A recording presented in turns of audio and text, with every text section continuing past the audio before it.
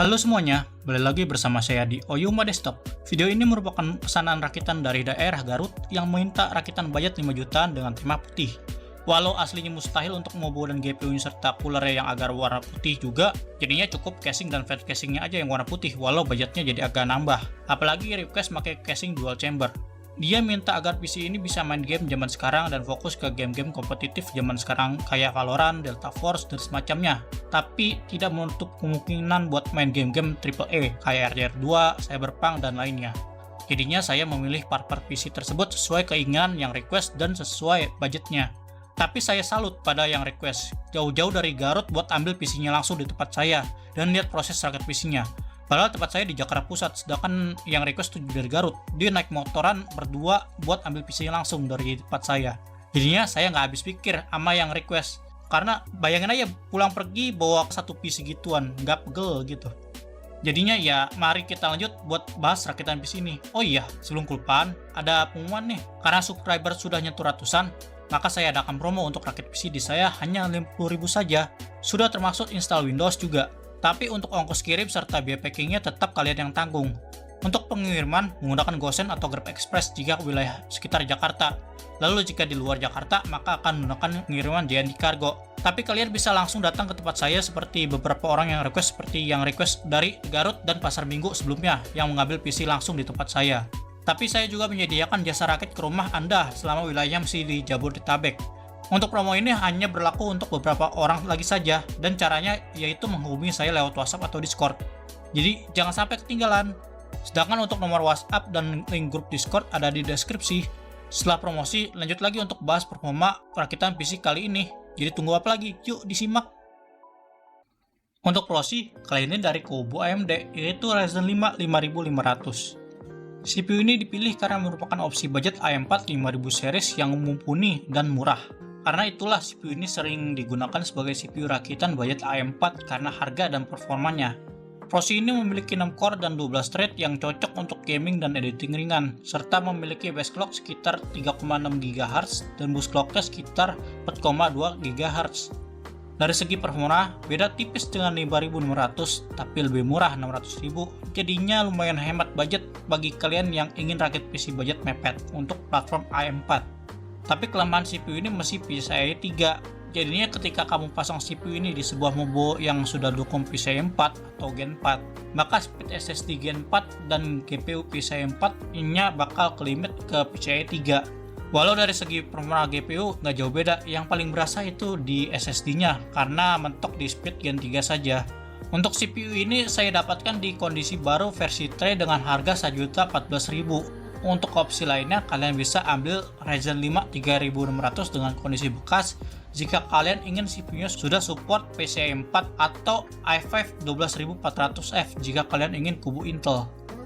Tapi kalau kalian punya budget yang cukup bisa ambil Ryzen 5 5600 atau i5 14400F jika kalian ingin CPU Intel karena harganya sama walau performanya lebih kencengan Intel. Lalu mobonya menggunakan Gigabyte A520M KV2. Mobo ini merupakan opsi standar dan merupakan opsi budget ketika Mobo B450M lagi naik harganya. Waktu itu milih Mobo ini karena entah kenapa B450M harganya naik ke 900 ribuan untuk Mobo termurahnya, sedangkan A520M masih stabil di 800 ribuan dan pakai promo bisa sampai turun di bawah 800 ribu. Jadinya saya memilih Mobo ini karena penggunaan user yang hanya untuk gaming saja, bukan untuk workload berat. Mobo ini support semua CPU i4 walau tidak disarankan untuk menggunakan CPU i4 high-end di Mobo ini. Batasnya seperti Ryzen 7 5700X itu tidak bisa dipakai di sini. Mobo ini support RAM dual channel DDR4 dengan speed maksimal 5100 MHz, jadinya nggak mentok di 3200 MHz saja. Walau saya sarankan cukup maksimal di 3600 MHz. Sedangkan storage-nya ada 1 slot NVMe Gen 3 dan 4 slot SATA 6GB per second. Untuk PCIe di Mobo ini masih Gen 3 dari CPU, GPU, dan SSD, walaupun masih bisa dipasang Gen 4 tapi bakal kelimit di Gen 3 speednya. Lalu untuk internal I/O portnya yang utama terdiri dari 24 pin power Mobo, 8 pin power CPU, 1 CPU fan header, 1 kali casing fan header, 1 kali USB 3 header, 2 kali USB 2 header, dan lainnya. Back panelnya terdiri dari satu kali PS2 port, satu kali port D-sub, satu kali HDMI, 4 kali USB Gen 3,2, 2 kali USB Gen 2, satu kali RJ45 dan 3 kali audio jack. Untuk sekelas Mobo A4 budget, isiannya cukup standar mengingat harganya. Mobo ini didapatkan di harga 781.200 dengan kondisi baru. Sedangkan opsi lainnya kalian bisa ambil Mobo B450M ASRock ADV jika kalian ingin VRM Mobo yang lebih proper. Karena kebutuhannya untuk gaming, jadinya RAM hanya 16GB saja. Lalu saya pilihlah RAM polosan dari Team Group, yaitu Team Elite 16GB 3200 MHz. Saya memilih RAM polosan karena harga RAM yang sudah memakai heatsink nggak masuk budget walau sudah memilih varian murah yaitu Kingbank Silver. Jadinya saya cuma ada dua opsi, ambil Team Elite ini atau Venom RX seperti rakitan waktu itu. Maka saya pilihlah Team Elite karena harganya nggak jauh beda ketika memakai diskon. Apalagi nantinya jika ada budget lebih tinggal beli heatsink RAM terpisah agar RAM-nya ada heatsinknya.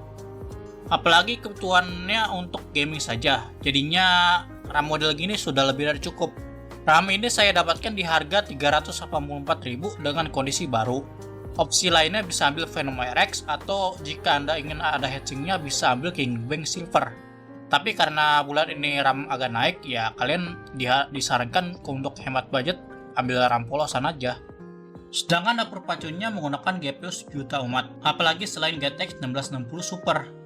GPU ini merupakan sweet spot untuk rakitan PC bekas 5 juta jika kalian ingin sebuah rakitan PC yang seimbang dari performa CPU dan GPU. Mungkin kalian bisa ambil opsi RX 6600 atau RTX 2060 yang lebih kencang, tapi kalian harus downgrade CPU-nya jika ingin menggunakan kedua GPU tersebut.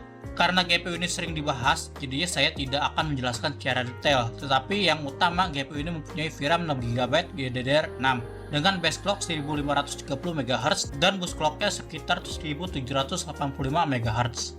Memiliki TDP sekitar 125 Watt dan rekomendasi PSU sekitar 300 Watt, serta hanya butuh 1 kali 8 pin power saja.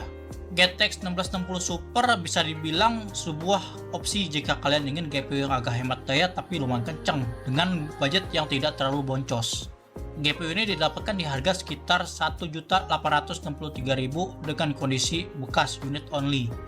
Karena di pasaran harga GPU ini sekitar 1,8 juta, tapi jika kalian hoki bisa nemu yang harga 1,5 juta di marketplace Facebook. Sedangkan opsi lainnya, kalian bisa ambil GTX 1660 polos atau Ti, lalu GTX 1070 polos atau yang Ti, dan budget segini ada opsi GPU yang lebih kencang yaitu RX 5700 XT. Dari performa lebih kencang dibanding ini GPU. Tapi minusnya GPU itu bernasib sama seperti RX 580 yang sering digunakan untuk mining. Jadinya opsinya bekas dengan kondisi gaming, gagal mining, banyak beredar. Sedangkan kalau kalian hoki, bisa nemu orang yang jual RX 6500 atau RTX 2060 di bawah harga 2 juta. Tapi jika kalian ingin kondisi baru, ya opsinya sangat sedikit di budget segini. Palingan RX 590 GME yang performa 17% di bawah GTX 1660 Super. Tapi setidaknya kalian dapat baru dan sudah 8GB VRAM dengan garansi 2 tahun dari distributor ya. Untuk storage seperti biasa terdapat dua storage yaitu SSD dan HDD.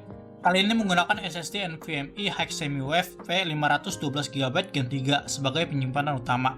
Walau aslinya menggunakan Team Group MP33, tetapi ketika menggunakan Team Group, setelah 3 hari digunakan oleh yang request, ternyata SSD-nya defect, tidak terdetek sama sekali, padahal awalnya tidak ada problem.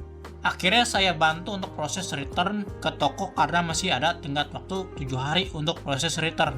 Ketika duit sudah balik, niat awalnya mau beli tim MP33 lagi, tetapi harganya ternyata naik lagi yang dari harga awalnya sekitar 456.000 menjadi 530.000 yang tidak cukup jika menggunakan duit dari refund itu. Maka saya pilih SSD Hiksemi sebagai alternatif karena selama ini pakai SSD NVMe merek ini belum ada keluhan dan speednya yang cukup bagus di generasinya. Dengan speed rate-nya yang 2500 MB/s dengan write speed-nya 1025 MB/s, lalu memiliki TBW sekitar 120 TB dengan garansi 3 tahun.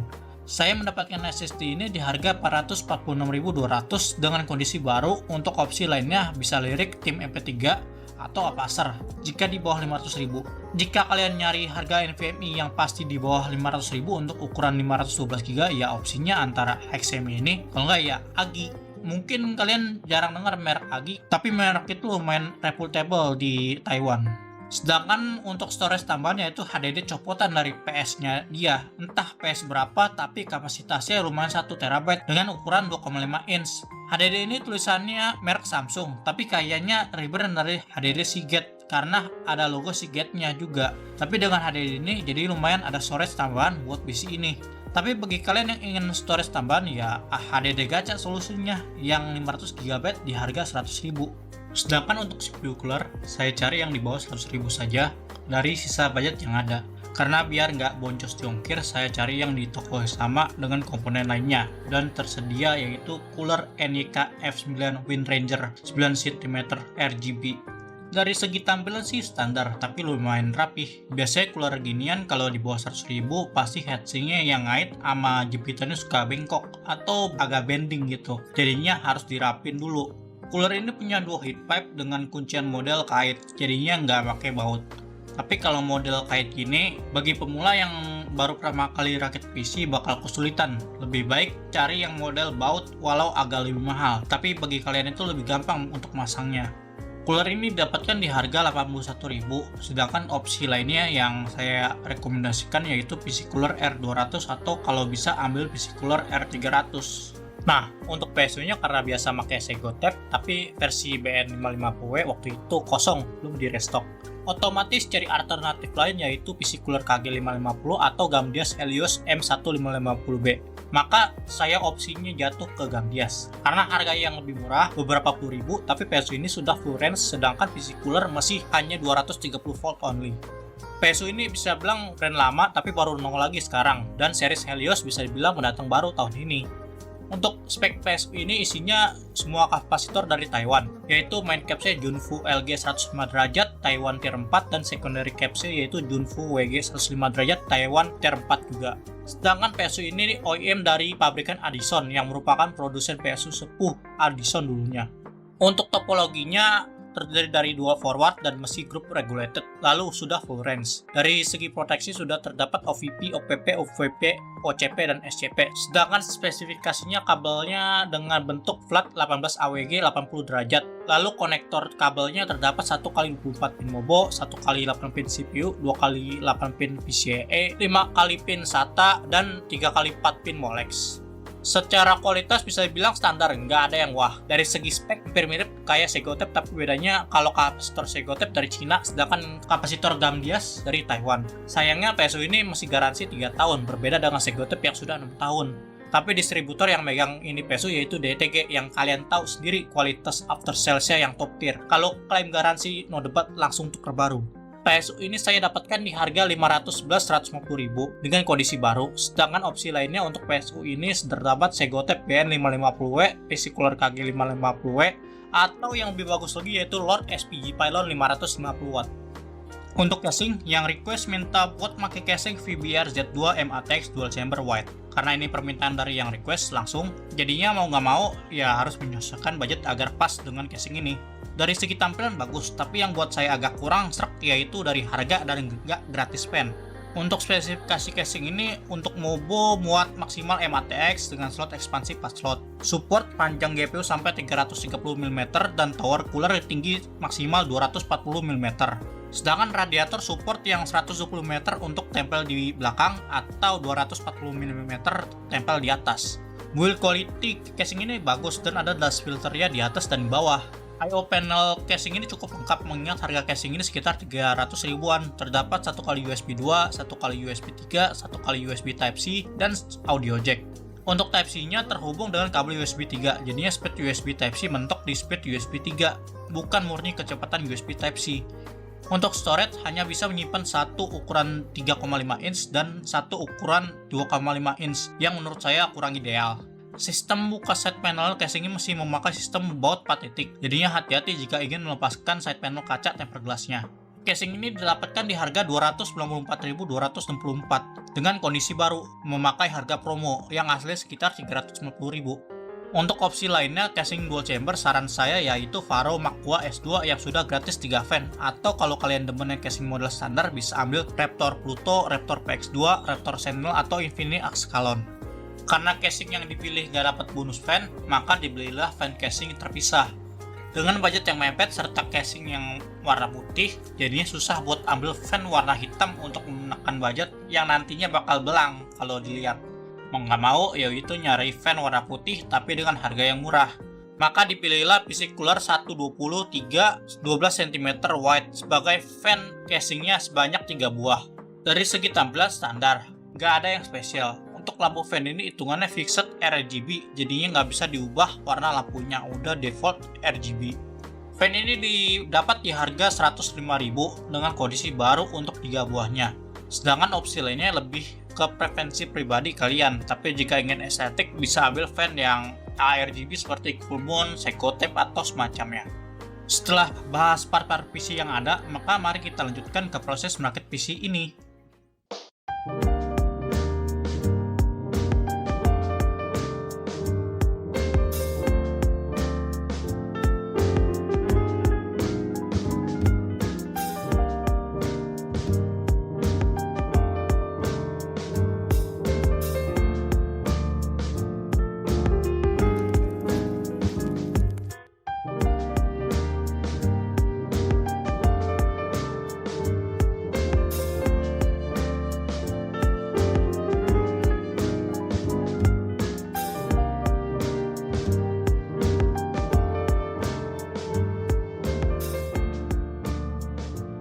Nah, selanjutnya mari kita lihat performa dari rakitan PC ini.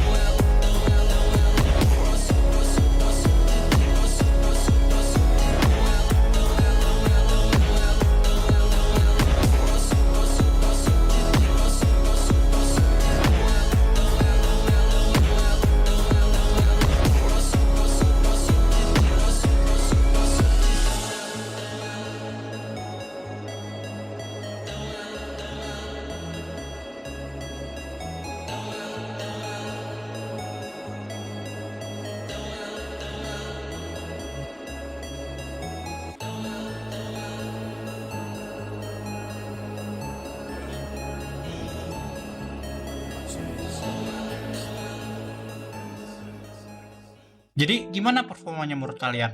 Untuk rakitan kali ini aslinya budget di 5 juta pas, tapi karena ada minta warna putih dan casing tertentu, jadi budget agak bengkak hampir 5,5 juta. Untuk rakitan ini cocok buat main game atau digunakan buat editing foto atau video ya secara medium.